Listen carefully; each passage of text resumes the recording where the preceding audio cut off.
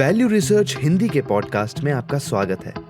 आप सुन रहे हैं फर्स्ट पेज कॉलम, जिसे धीरेन्द्र कुमार ने लिखा है। मस्क की सपनों की दुनिया के लिए बचत कैसे करें। मस्क बचत बंद करने की सलाह देते हैं, उनका अपना तर्क इसके उलट बात कहता है। एलन मस्क ने हाल ही में दुनिया को रिटायरमेंट के लिए बचत बंद करने की सलाह दी। उन्होंने इस साल एक पॉडकास्ट में ये बात कही।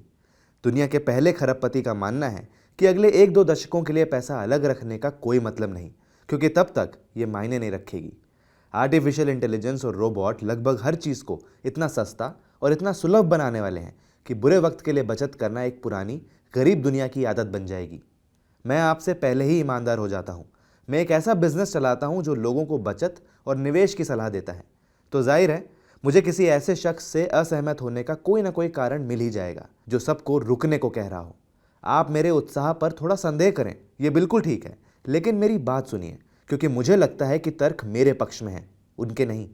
शुरुआत उस बात से करते हैं जिससे मैं वाकई सहमत हूँ। मैं इस बारे में आशावादी हूँ कि हम कहाँ जा रहे हैं। कुछ 100 साल पहले पीछे देखें तो एक सामान्य जिंदगी में सिर्फ जिंदा रहने के लिए कितनी ज़्यादा मेहनत करनी होती थी। ये कल्पना करना मुश्किल नहीं कि भविष्य में मशीनें ज़्यादातर कठिन काम करेंगी और चीज़ें बेहद सस्ती हो जाएंगी। हम उस मंजिल से आधे से ज़्यादा पहले ही पहुँच चुके हैं। तो मस्क की इस सोच से कि हम कहाँ जा रहे हैं, मुझे इस पर कोई एतराज़ नहीं। मेरा एतराज़ इस बात से है कि वो आपको इसके बारे में क्या करने की सलाह देते हैं। ज़रा सोचिए कि वह मशीनों से चलने वाली दुनिया असल में कैसी दिखेगी।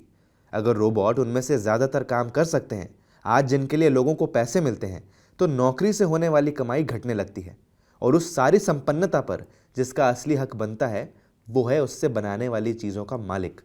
रोबोट, फैक्ट्रियाँ, उनके पीछे की कंपनियाँ। आप और मेरे जैसे लोगों के लिए इसका मतलब है उन कंपनियों के शेयर, चाहे सीधे लिए हों या म्यूचुअल फंड के जरिए। और यही वह हिस्सा है जिसे मस्क छोड़ देते हैं। वह संपन्नता बारिश की तरह सब पर बराबर नहीं पड़ती। ये पहले उन लोगों तक पहुंचती है जो उत्पादक पूंजी के मालिक हैं। जो सिर्फ तनख्वाह पर जीता है उस तक ये आखिर में पहुंचती है, अगर पहुंचती है तो उनका भविष्य बचत को बेकार नहीं बनाता।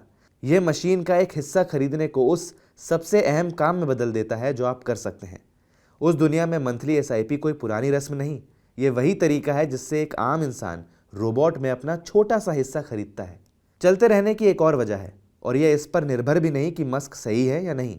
2 संभावनाएं देखिए। अगर वे सही हैं और हम सब रोबोट चलित संपन्नता की दुनिया में जागते हैं, तो अलग रखी गई रकम का नुकसान लगभग कुछ नहीं। अभी थोड़ा कम खर्च, बदले में एक ऐसा सहारा जिसकी ज़रूरत ना पड़े तो खुशी ही होगी। लेकिन अगर वे गलत हैं या बस थोड़े जल्दबाज हैं और वह भविष्य कुछ दशक देर से आता है, तो जिसने उनकी बात पर बचत बंद कर दी वह खाली हाथ खड़ा होगा। उसके पास दोबारा शुरू करने का वक्त भी नहीं होगा। एक गलती थोड़ी शर्मिंदगी भरी है, दूसरी तबाही है। जब पलड़ा इतना झुका हो तो समझदार दांव जाहिर है। मैं जिस बात पर बार बार लौटता हूँ वह ये है, मस्क जिस संपन्नता का सपना देखते हैं वह बचत और निवेश का विकल्प नहीं है। बड़े पैमाने पर देखें तो यही वह चीज़ है जिसे बचत और निवेश अब तक बनाते रहे हैं। तकलीफ से निकलने का वह लंबा सफ़र इसलिए हुआ क्योंकि लोगों ने थोड़ा खर्च डाला, अपनी पूंजी को काम में लगाया और उसे उन फैक्ट्रियों, दवाओं और मशीनों में कंपाउंड होने दिया। ऐसी चीज़ें जिन्हें आज हम बहुत मामूली या आम समझते हैं। खुशहाली भरा भविष्य उसी आदत का नतीजा है। इसे गंवा देना सही नहीं है। तो मेरी सलाह मस्क की सलाह से कम रोमांचक है, लेकिन मुझे लगता है कि ये ज़्यादातर समझदारी भरी है। अपनी SIPs चलते रहने दें, शोर शराबे में भी निवेशित रहें। मशीनों से चलने वाले संपन्न भविष्य के विचार को रुकने की वजह नहीं, बल्कि उसमें हिस्सेदारी लेने की एक और वजह माने। अगर वह दुनिया सच में आने वाली है तो उसका सबसे ज़्यादा लुत्फ़ वे नहीं उठाएंगे जिन्होंने इसका इंतज़ार करते हुए सब कुछ खर्च कर दिया। वे उठाएंगे जिन्होंने ये सुनिश्चित किया कि जो कुछ बन रहा था उसमें उनका एक हिस्सा था।